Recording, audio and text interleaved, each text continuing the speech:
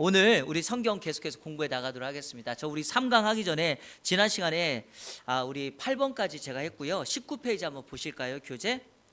제가 창세기 3장 죄의 기원에 대해서 오랫동안 여러분들에게 좀 설명을 드렸고요. 자, 오늘 9번 마무리 짓도록 하겠습니다. 9번. 예수가 십자가에서 피 흘려 죽으심으로 사람들의 죄 문제를 해결했습니다. 자, 우리 에베소서 1장 7절 한번 펴 보실까요? 에베소서 1장 7절. 자, 우리 확인하고 넘어가겠습니다. 에베소서 1장 7절 다 같이 읽겠습니다. 에베소서 1장 7절 시작. 그리스도 안에서 그의 은혜의 풍성함을 따라 그의 피로 말미암아 속량 곧 죄사함을 받았느니라. 그의 피로 말미암아 속량. 자, 여러분 속량이라는 말에 동그라미 한번 쳐보실래요? 속량이라는 말은 죄값을 치렀다 이 말이죠.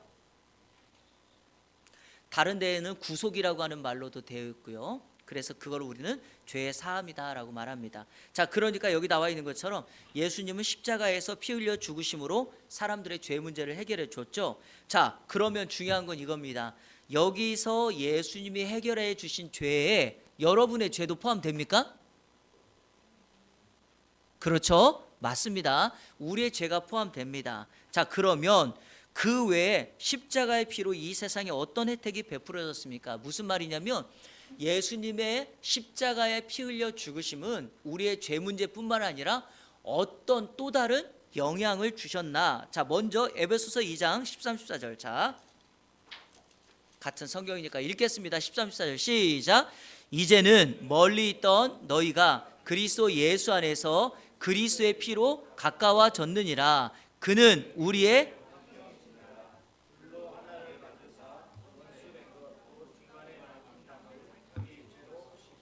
아멘. 자, 멀어졌던 우리가 그리스도와 뭐 됐다? 화평을 이뤘다. 연합하게 되었다라는 겁니다. 바로 십자가의 능력은 깨어진 관계를 회복하여 연합하고 하나 되게 하는 화평, 평강의 역사를 만들었다는 겁니다. 공동체 안에서 평안이 없다 그러면 여러분 그 안에 필요한 것은 바로 십자가의 은혜입니다. 바로 그 십자가가 그 둘 사이를 하나 되게 하고 화목하게 하고 평안을 이룬다라는 것입니다. 깨어진 인간관계를 해결할 수 있는 것은 바로 십자가의 능력밖에 없습니다. 여기 한번 16절 한번 읽어볼까요? 16절 에베소 2장 16절 시작. 또 십자가로 이 둘을 한 몸으로 하나님과 화목하게 하려 하심이라. 원수된 것을 십자가로 소멸하시고. 자, 여러분 성경에 둘이라는 말 있잖아요. 둘, 동그라미 쳐보세요. 둘. 여기서 말하는 둘이 뭐죠? 뭘까요?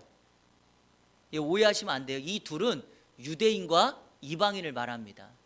그러니까 십자가의 능력이 유대인과 이방인의 하나 될 수 없는 그것을 가능하게 했다라는 거예요. 바로 십자가가요. 이해되시죠? 여러분 우리 한국 사회 가장 큰 문제, 제가 그 송구영신 예배 때 기억나시죠? 가장 큰 문제로 제가 지적했던 건 양극단이라고 제가 얘기했죠. 영남과 호남 뭐 이런 거, 그 다음에 뭐 진보와 보수, 또 젊은이와 노인들, 뭐 예를 들어서 이런 세대 간의 가장 큰 극단, 교회도 마찬가지고요. 이 극단이 문제인데 이 극단에 나타나는 현상이 뭐냐? 바로 연합할 수 없는 거예요. 그래서 그 연합을 이룰 수 있는 가장 중요한 핵심이 뭐냐? 바로 십자가의 보혈의 능력이다라는 겁니다. 자, 골로새서 1장 20절. 어디까지 십자가의 능력은 나타나게 되는가? 영향력을 끼치는가? 골로새서 1장 20절 시작. 그의 십자가의 피로 화평을 이루사 만물 곧 땅에 있는 것들이나 하늘에 있는 것들이 그로 말미암아 자기와 화목하게 되기를 기뻐하심이라. 뭐예요? 여기 보면 만물이라 그랬죠? 여러분 자연 만물이 하나님과 하나 될 수 있는 것도 바로 십자가의 은혜입니다. 이거는 여러분 오해하시면 안 돼요. 왜 십자가가 하나님과 자연 만물을 화평하게 하죠? 죄로 인하여 우리 지난번에 제가 여러분 그 창세기 3장 죄의 기원에 대해서 오랫동안 말씀드릴 때 아담과 하와의 범죄로 인해서 우리에게 나타난 죄의 결과가 뭐였죠? 자연이 깨진 거예요. 그래서 땅은 뭘 냈다? 가시덤불과 엉겅퀴를 냈기 때문에 인간이 땀을 흘릴 수밖에 없는 이유는 뭐냐? 자, 가시덤불과 엉겅퀴가 없다면 땅을 기경하고 씨앗을 뿌리고 하는 것이 쉬울 텐데 죄로 말미암아 가시덤불과 엉겅퀴가 나니까 땅을 한번 갈려도 힘들어요. 그래서 바로 자연세계가 깨졌다는 거예요. 여기서 제가 조금만 확대해서 넘어가 볼게요. 지금 전 세계적으로 가장 큰 문제로 대두되고 있는 게 바로 기후위기죠. 여기 뭐 빙하가 막 수심이 어떻게 해요? 막 높아지고 있죠. 그러니까 녹아가지고요. 그리고 온난화로 인하여 기후가 완전히 깨어지는데 여기에 나타나는 가장 큰 원인 가운데 하나가 바로 이런 거잖아요. 일회용 용품을 이렇게 남발하고, 그 다음에 뭐 이런 썩지 않는 플라스틱이라든지 비닐이라든지 이런 것들을 사용하기 때문에 기후의 위기가 있다는 거죠. 인간이 다시금 하나님께서 예수님을 통하여 십자가의 구속으로 만들어냈던 자연과 하나님 사이의 그 화평을 인간이 더 지금 시대가 발전하면서 또 다른 문제점을 야기시키고 있다라는 거죠. 이런 면에서 우리 기독교 안에서 자연 환경과 하나님과 자연이 하나 되게 하는 것을 우리가 교회가 더 신경 써서 해야 돼요. 그래서 우리 할 수만 있다면 종이컵도 주일에 하나만 쓰고 이런 걸 좀 아낄 필요가 있다라는 겁니다. 이와 관련하여 로마서 8장에 매우 중요한 말씀이 있습니다. 자, 우리 로마서 8장 한번 가볼까요? 지금 새벽 예배 때 로마서 8장 다루고 있는데 로마서 8장 무슨 장이라고 제가 말씀드렸죠? 성령장이라 그랬잖아요. 자, 그런데 로마서 8장에 18절부터 22절까지 보면 이런 말씀이 있습니다. 들어보셨을 텐데요. 이게 바로 오늘 본문과 관련된 거예요. 자, 한번 로마서 8장 18절 이하 같이 읽겠습니다. 시작. 생각하건대 현재의 고난은 장차 우리에게 나타날 영광과 비교할 수 없도다. 피조물이 고대하는 바는 하나님의 아들들이 나타나는 것이니 피조물이 허무한 데 굴복하는 것은 자기의 뜻이 아니요 오직 굴복하게 하시는 이로 자, 여기 여러분 피조물이라 그랬죠? 여기서 말하는 피조물의 대부분이 뭐죠? 인간을 말하는 것이 아니라 자연 만물을 말하는 겁니다. 자, 넘겨보세요. 21절 20절 시작. 그 바라는 것은 피조물도 썩어짐의 종노릇한 데서 해방되어 하나님의 자녀들의 영광의 자유에 이르는 것이니라. 피조물이 다 이제까지 함께 아멘. 그래서 여러분 우리가 궁극적으로 예수 그리스도를 믿음으로 말미암아 결코 정죄함이 없다라고 하는 이 말씀을 통해서 우리의 구원만이 아니라 우리는 만물의 고대함, 즉 피조물도 다시금 하나님의 원 상태로 회복할 수 있도록 그렇게 만들어내는 것이 성령 받은 사람의, 성령에 충만한 사람의 바람직한 자세다라는 것입니다. 이해되시겠죠? 자, 우리 넘겨보겠습니다. 자, 우리 다음 마지막 질문. 자, 10번. 예수의 죽음은 개인의 죄뿐만이 아니라 현재 사회가 안고 있는 문제도 해결할 가능성을 보여줍니다. 십자가가 해결할 수 있는 문제들은 구체적으로 생각해 보십시오. 자, 여러분 지금 제가 두 가지만 우리 교재에서 얘기했잖아요. 우리가 그러니까 십자가의 능력으로 우리의 죄뿐만이 아니라 뭐가 해결되었죠? 여기 지금 두 가지 뭐였어요? 인간 사이에 화평을 이루었죠. 하나님과 만물 사이의 화평을 이루었죠. 이것만 있을까요? 아니라는 거예요. 사회 현상에 나타나는 것들도 십자가의 구속으로, 십자가의 피로 우리는 해결할 수 있다라는 거죠. 자, 우리 에베소서 다시 한번 피고요. 이거를 제가 이제 쭉 그냥 설명드릴게요. 자, 성경 보시면서 에베소서. 자, 2장 14, 15절에 아까 말씀드렸죠. 그는 우리의 화평이신지라 둘로 하나를 만드사 그랬죠. 둘, 유대인과 이방인이죠. 그럼 여러분 유대인과 이방인 그러면 무엇을 말합니까? 민족의 화평을 말해요. 민족의 화평. 지금 여러분 우리가 보고 있는 저 이스라엘과 하마스의 전쟁도 민족 간의 전쟁도 궁극적으로 그 안에 십자가의 능력이 필요한데 그게 없어요. 자, 그리고 두 번째 에베소서 5장 24절 25절 한번 볼까요? 자, 5장 이것도 우리가 에베소서 5장을 이해할 때는요 이 성경 구절을 이해하셔야 돼요. 자, 18절 먼저 읽어볼게요. 자, 18절 5장 18절 시작. 술 취하지 말라 이는 방탕한 것이니 오직 성령으로. 자, 오직 성령으로 충만함을 받은 사람들의 삶에서 나타나는 현상이 뭘까요? 거기 보면 19절부터 21절까지 시와 찬송과 신령한 노래로 서로 화답하고 주께 노래하고 찬송하고 20절 항상 아버지 하나님께 감사하고 21절 그리스도를 경외함으로 피차 복종하죠. 자, 이렇게 성도의 삶을 살고 난 다음에 그 다음 속에 나타나는 게 다 뭘까요? 관계 속에서요. 바로 십자가가 사회적인 현상에서 필요한 것은 이러한 관계를 화평을 이루어요. 회복돼요. 자, 첫 번째가 에베소서 5장 24, 25절 시작. 그러므로 교회가 그리스도에게 하듯 아내들도 범사에 자기 남편에게 복종할지니라. 남편들아 아내 사랑하기를 그리스도께서 교회를 사랑하시고 그 교회를 위하여 자신을 주신 같이 하라. 십자가의 능력은 부부 사이에 화평을 줘요. 여기 부부 계시잖아요. 화평이 안 되면 십자가에 달리시면 돼요. 남편이 마음에 안 들면 이렇게 얘기하세요. 오늘 십자가에 달릴 때가 됐군요. 이렇게 얘기하세요. 무슨 말이죠?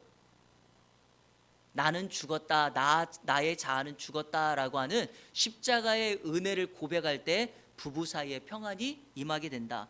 자, 에베소서 6장 1절 4절 한번 읽어볼게요. 6장 1절부터 시작. 자녀들아 주 안에서 너희 부모에게 순종하라. 이것이 옳으니라. 자, 4절 시작. 또 아비들아 너희 자녀를, 자, 부모 자녀 간에도 화평을 이룰 수 있는 건 십자가의 능력으로 가능하다. 자, 또 에베소서 6장 5절 한번 읽어볼게요. 5절 시작. 종들아 두려워 떨며 성실한 마음으로 육체의 상전에게 순종하기를 그리스도께. 자, 9절도요. 시작. 상전들아 너희도 그리스도의 그치라. 이는 그들과 너희의 상전이 하늘에 계시고 그에게는 사람을 외모로 취하는 일이 없는 줄. 아멘. 뭐예요? 종과 상전. 이거를 여러분 요즘 말로 말하면 뭘까요? 회사와 그러니까 사장님과 직원이 노사관계예요. 그러니까 노사관계의 회복도 십자가의 은혜로 가능하다. 십자가의 능력과 은혜는 사회 현상의 문제까지도 회복할 수 있는 원동력이 된다라는 것입니다. 그래서 십자가의 은혜가 우리에게 반드시 필요한 겁니다. 이렇게 해서 주님께서 우리를 위해서 어떤 일을 했는가? 그분은 십자가에 죽으셨다. 그 십자가의 죽음으로 우리를 살려주셨다라는 것입니다. 이게 바로 우리가 이과에서 배울 거죠. 자, 오늘 이제 중요한 건 3과입니다. 3강. 자, 넘겨볼까요? 세 번째 만남 3강. 예수는 지금 무엇을 하고 있습니까? 자, 여러분, 예수님께서 십자가에서 우리를 위하여 피 흘려 죽으신 것은 BC 1, 즉 2000년 전에 있었던 사건이죠. 그렇다면 지금은 현재 그분은 무엇을 하고 계신가 한번 살펴보자는 거예요. 그래서 오늘 공부의 핵심을 제목 옆에다가 이렇게 적어 놓으세요. 부활. 그래서 오늘은 우리가 다룰 주 내용이 뭐냐? 그분은 부활하셔서 살아계신 분이다라는 것을 강조하려고 하는 겁니다. 자, 우리 그 내용 한번 읽겠습니다. 다 같이 읽겠습니다. 우리 시작. 우리와 만났던 사람들이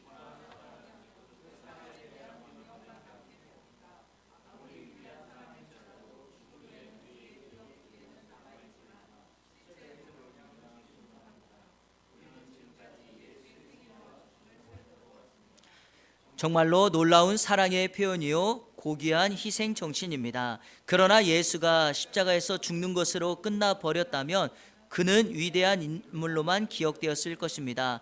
그런데 성경은 예수가 죽었다가 다시 살아났다고 말합니다. 그리고 그 예수가 지금 살아서 역사한다고 합니다. 당신은 이 사실을 어떻게 생각합니까? 여러분, 이 사실을 믿으시나요? 믿으셔야 합니다. 왜냐하면 이거는 사실이니까요.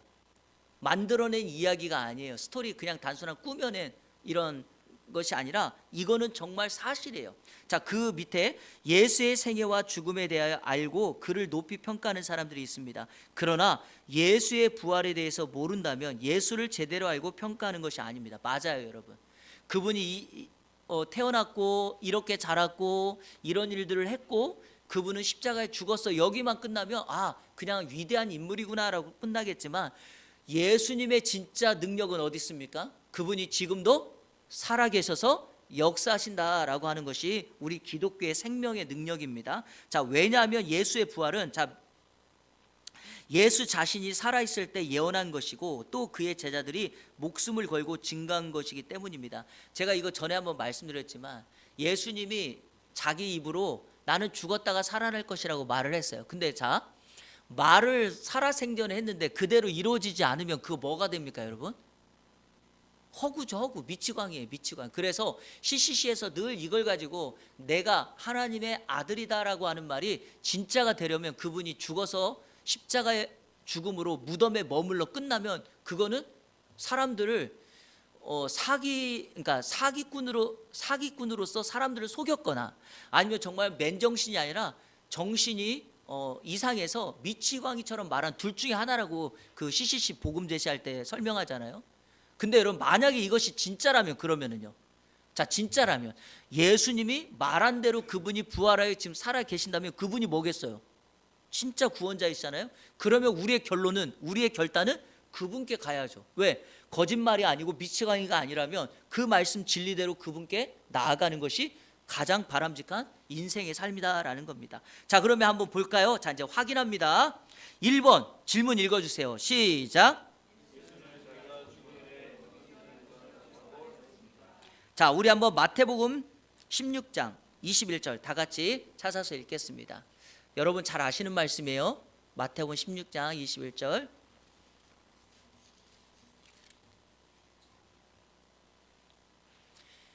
자, 예수님께서 앞절에서 가이사랴 빌립보에 갔을 때 사람들이 나를 누구라고 하느냐라는 말씀을 했을 때 제자들이 이렇게 얘기해요. 사람들이 예수님을 예레미야래요, 엘리야래요, 선지자 중에 한 사람이라고 말해요. 그랬더니 예수님께서 제자들에게 그러면 너희는 나를 누구라고 말하느냐? 이게 무슨 의미냐면은 이거예요.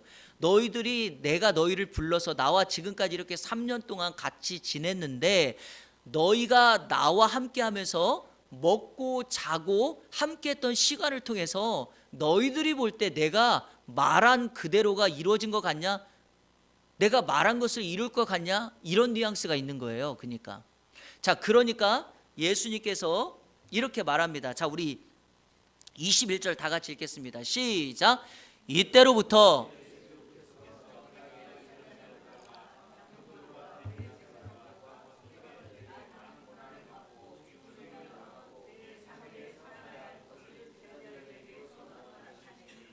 자, 성경책 여러분의 것이죠? 21절에다가 별표 해놓으세요. 별표. 왜 그러냐면 별표 해놓으시고 이때로부터라는 말 밑줄 그어보세요. 이때로부터.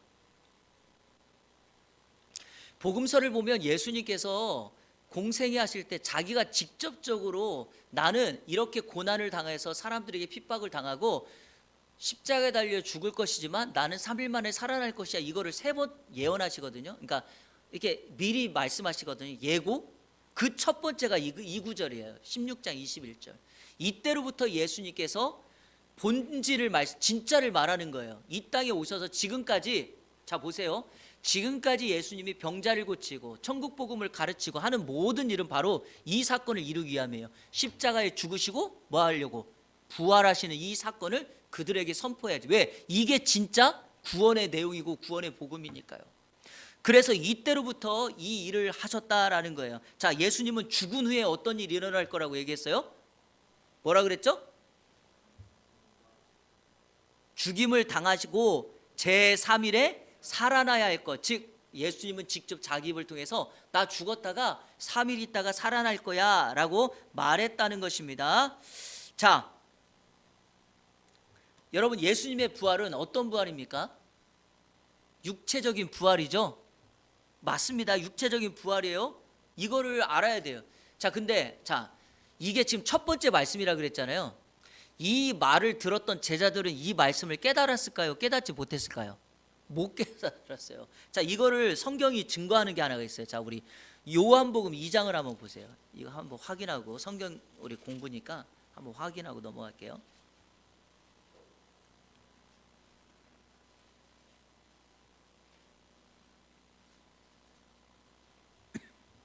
자, 22절. 이게 이제 예수님의 성전 청결 사건이에요. 성전 청결 사건. 근데 여러분 다른 복음서는 성전 청결 사건이 예수님의 사역의 말미에 있는데 요한복음은 서두에 가나 혼인잔치 다음에 이 사건을 기록하고 있어요. 왜일까? 학자들은 이렇게 말합니다. 요한복음이 의도적으로 예수님이 누구인가를 강조하고 있으니까 일부러 앞에다 넣었다라고 말하는 사람도 있고요. 그런데 이거보다는 예수님의 성전 청결 사건이 2번 있었다고 말하는 경우가 있어요. 자, 근데 여기 22절 같이 읽겠습니다. 시작. 죽은 자 가운데서 살아나신 후에야 제자들이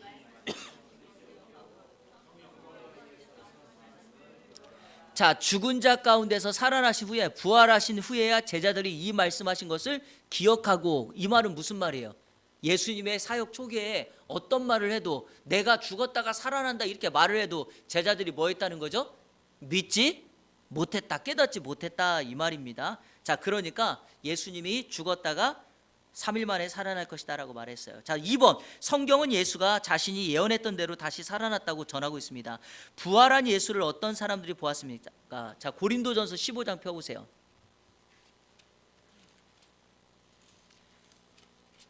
자, 한번 확인해 볼게요. 자, 여러분 고린도전서 12장 무슨 장이에요? 12장 은사장이에요. 자, 13장은요? 사랑장이에요. 14장은요? 아니요. 그렇죠. 방언과 예언장이에요. 15장은요? 부활장이에요. 자, 그러면 앞에 은사를 계속 이야기하다가 왜 15장에서 부활 얘기할까요? 이게 핵심이에요. 고린도 교회는 결국에 부활신앙이 필요한 거였어요. 그 부활신앙이 없었기 때문에 당을 짓고 음란하고 교회 문제가 생겨도 방관하고 이게 해결하지 않고 이렇게 한 거예요. 자, 15장 3절부터 8절까지. 자, 제가 1절 2절 먼저 읽어볼게요. 형제들아, 내가 너희에게 전한 복음을 너희에게 알게 하노니 이는 너희가 받은 것이요 또 그 가운데 선 것이라. 너희가 만일 내가 전한 그 말을 굳게 지키고 헛되이 믿지 않았으면 그로 말미암아 구원을 받으리라. 자, 3절 시작. 내가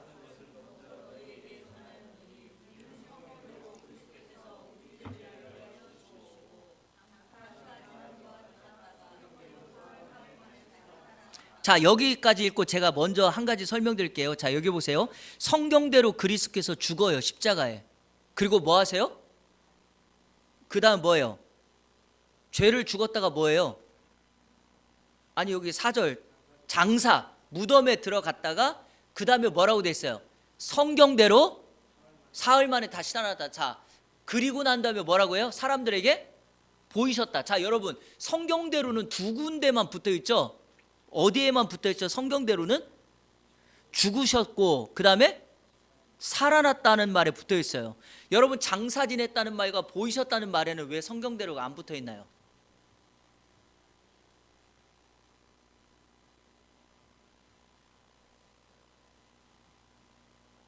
왜 그럴까요?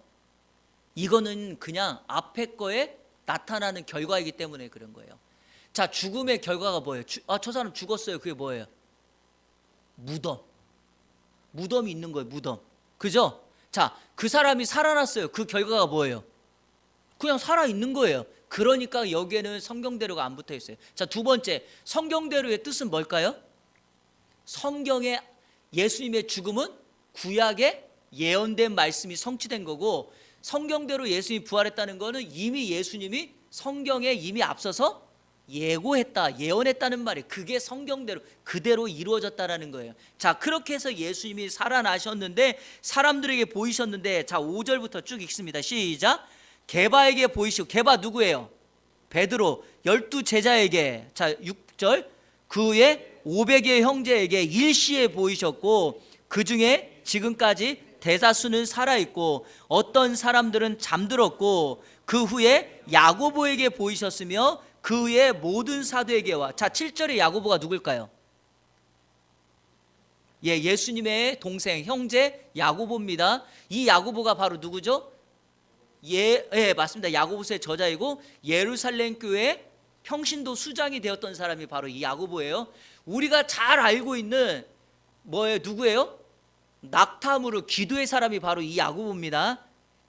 제가 야고보 강의했으니까 낙탐으로 기억나시죠? 기도의 사람? 네. 자, 그리고 난 다음에 8절 시작. 맨 나중에 만삭되지 못하여 난 자 같은 내게도 보이셨느니라. 자, 만삭되지 못하여 난 자 누구예요? 바울 사도. 자, 그러니까요, 합쳐보면 남자 여자 다 합쳐보면 거의 1000명이에요. 그런데도 많은 사람들에게 증명했고, 지금 대다수도 이 바울 사도가 이 성경을 기록하고 있을 때 예수님의 부활을 목격했던 사람들이 살아 있어요. 근데 신명기에 보면 증인의 조건이 혹시 몇 사람인지 아세요? 어떤 사건의 증인이요? 세 사람이에요. 여러분, 두세 사람이 아니라 1000명이 지금 예수님의 부활을 목격했다면 이거는 거짓이 아니라, 만들어낸 이야기가 아니라, 부활은 확실한 사건, 실제다라는 거예요. 팩트예요, 팩트. 그러니까 여러분, 안 믿으면 안 돼요. 이거는 믿어야 하는 일이에요. 자, 그러면 이렇게 많은 사람들이 보이셨는데, 자, 3번, 부활 후 예수는 제자들에게 자신이 어떤 존재라고 말했어요? 자, 이거는 찾지 않을게요. 마태복음 28장 18절. 그러므로 내가 하늘과 땅에 있는, 그렇죠. 그 다음에 뭐예요?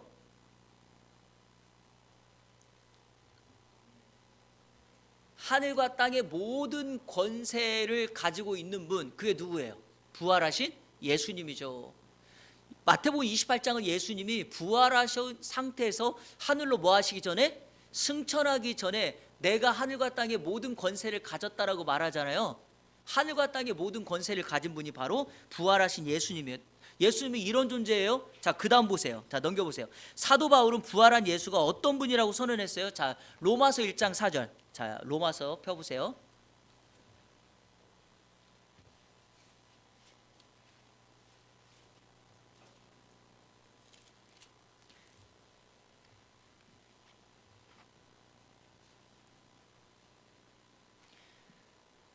제가 계속해서 강조하지만 예수님이 누구인가를 알고 싶은 분은 어떤 성경을 읽으면 되죠? 요한복음.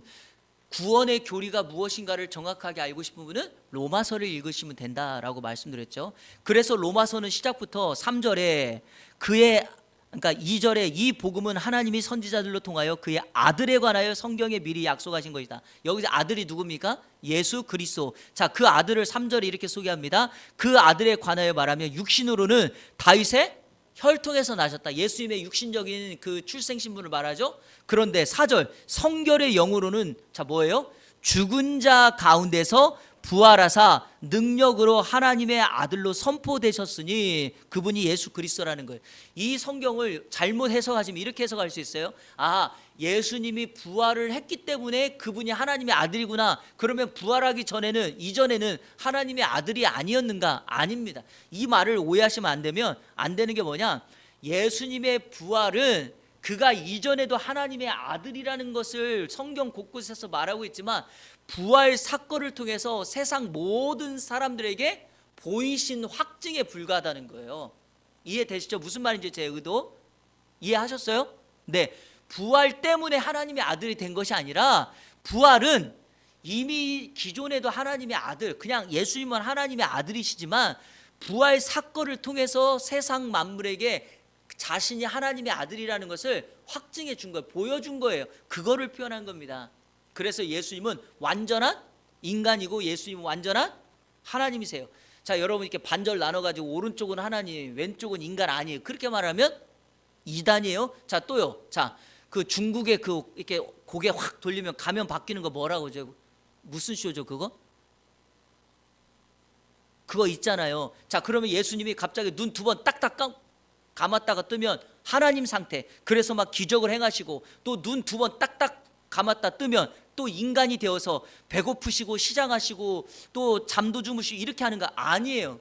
그분의 존재 자체는 완벽한 하나님이고 완벽한 인간입니다. 이거를 오해하시면 이단에 빠지는 거예요. 그래서 우리는 중요하게 근본은 예수님은 그 존재 자체로 완벽한 하나님이시고 완벽한 하나님이다라는 것입니다. 자, 우리 로마서 1장 4절 됐죠? 자, 그 밑에 한번 읽어볼게요. 이 선언에 의하면 우리는 예수를 현재 이 세상을 주관하시는 분으로 모실 수밖에 없습니다. 정말 그런가요? 왜 그런가 한번 볼까요? 자, 4번 사도행전 1장 9절에서 11절을 읽으십시오. 부활 후 예수는 어디로 갔어요? 자, 여러분 그냥 말해보세요. 어디로 가셨어요? 하늘로 갔어요. 하늘로. 자, 그러면 자 이제 말해볼게요. 자, 여러분 자 이제 하늘로 갔죠? 하늘 어디로 간 거예요? 하늘 어디로? 하나님이 계신 곳이에요. 그곳이 어디입니까? 하늘 보좌가 있는 곳이에요. 근데 눈에 보이는 대로 하늘로 갔거든요. 자, 과학적인 얘기를 합니다. 하늘은, 이 세상은 3층 천으로 되어 있다고 바울 사도가 얘기했죠. 자, 1층 천이 어디예요? 지상세계예요. 지상세계, 우리가 살고 있는 곳부터 하늘까지. 2층 천은 어디예요? 하늘 넘어 우주라고 말하는 거예요. 그래서 여러분, 우주가 뭐 어떻게 해요? 이 뭐냐면 숨 못 쉬어요. 인간은. 왜? 인간이 존재하는 1층 천은 우리가 호흡할 수 있는 공간까지예요. 그래서 우리가 하늘 너머로 가면 그때는 뭡니까? 이거 그 우주복이나 마스크를, 그러니까 그 뭐라고 하죠? 호흡할 수 있는 걸 써야 돼요. 그게 우주 2층 천이에요.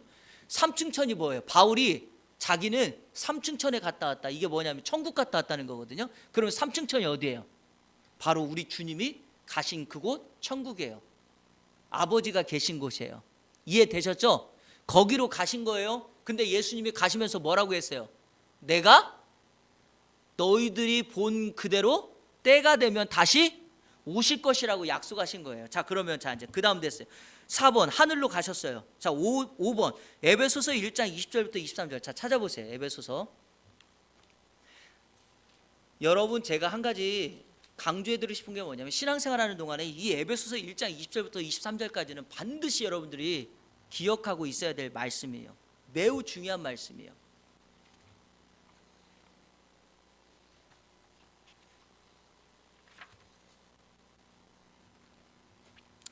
자, 한번 읽어볼까요? 시작.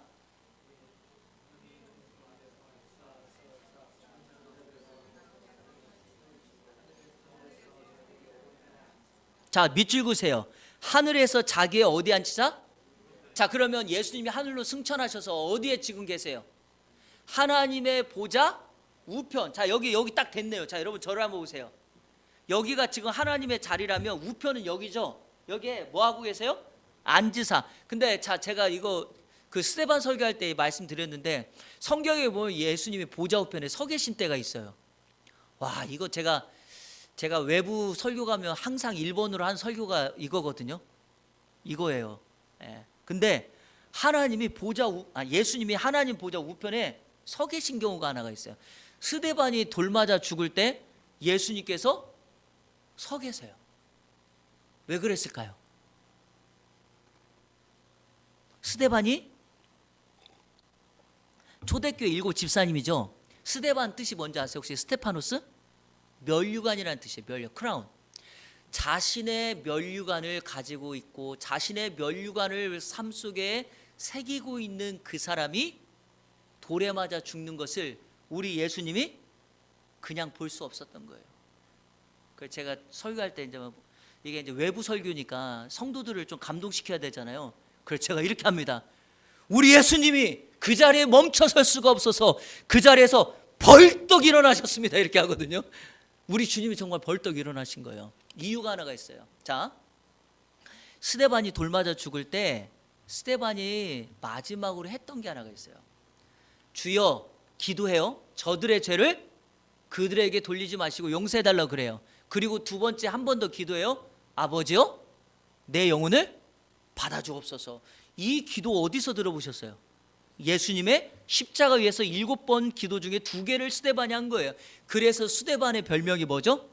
예수를 생각나게 하는, 제 설교 제목이 그거예요. 예수를 생각나게 하는 사람이에요. 그래서 스데반은 그의 인생이 예수를 생각나게 하는 사람이에요. 예수님과 똑같은 인생을 살았던 사람이에요. 그 예수님이 돌에 맞아 죽는 그 장면에 예수님이 자리에 앉아 계실 수가 없었어요. 그래서 그 자리에 벌떡 일어나 자신의 면류관이며 자신과 같은 인생을 살았던 그 스데반을 지켜보고 계셨다. 그리고 그의 죽음을 성경은 이렇게 말합니다. 그렇게 하고 난 다음에 스데반이 뭐라고 해요? 잔이라, 이렇게 돼요. 잔이라. 여러분, 성도의 죽음을 왜 잔다 그래요? 깰 때가 있다는 거예요. 잔다는 건. 그러면 스데반의 죽음을 성경은 뭐라고 말할까요? 이 땅에서 눈 감고 천국에서 눈 뜨는 거예요. 그래서 성도는 매일 밤마다 죽는 연습하는 거죠. 눈 감고. 아침에 눈 못 뜨면 이렇게 얘기하는 거예요. 운명하셨습니다. 그래서 우리는 날마다 예수를 생각나게 하는 거예요. 하나님의 은혜가 없이는 살 수 없다라고 말하는 거예요. 우리 성도님들 할 수 있으면 아침 하루를 시작할 때 기도로 시작하시고 하루를 마감할 때 기도로 마감하셔야 되는 거예요. 여러분들이 새벽 제단을 쌓는 거 그냥 아니에요. 이게 우리 한국 교회가 점점 새벽 이제 예배가 없어지고 사라지고 있고 저녁 기도회가 많아지고 있지만, 여러분 하루를 시작할 때 예수님처럼 이른 미명 시간에 기도한다는 것은 예수님을 생각나게 하고 예수님의 길을 따라간다는 거예요. 이것처럼 중요한 게 없어요. 그러니까 우리가 이렇게 살아갈 때 우리는 예수님을 생각나게 할 수 있는데, 자 먼저 에베소서 1장 20절에서 예수님의 현재 자리는 하나님 보좌 우편이라 그랬죠. 자 그리고 여러분, 우편이라는 말은 무슨 말이죠? 동등이라는 거예요. 왜 성경이 앞이라고 얘기하지 않고 뒤라고 말하지 않고 왼편이라고 말하지 않았을까요? 우편은 힘의 상징을 말하고 동등함을 말하는 거예요. 우편, 평등, 아시겠죠? 그래서 예수님은 하나님 자신인 겁니다. 자 2번, 예수는 현재 어떤 것보다 뛰어나신 분입니까? 21절 같이 읽겠습니다. 시작. 모든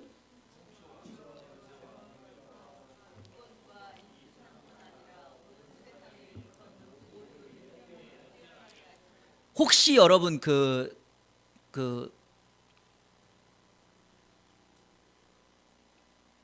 영어 성경 가지고 있나요 혹시? 제가 전에 성경 공부할 때 말씀드렸죠. 사단은, 마귀는 단수인데, 그래서 더 정관사 더를 붙여서 더 세이튼 아니면 뭐 더 데블 이렇게 하는데, 귀신은 어떻다 그랬죠? 항상 데몬스 복수를 쓴다 그랬죠.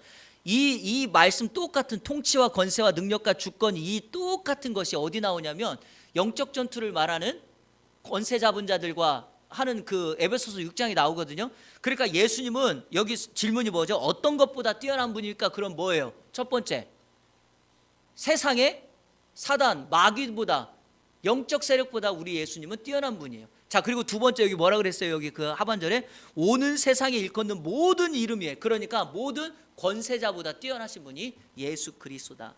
제가 지금 55분이라 마지막 여기까지만 오늘 할게요. 자 3번, 하나님의 오른편에 앉으신 예수님에 대한 두 가지 사실, 자 무엇인가? 22절 같이 읽겠습니다. 22절 시작. 또 만물을,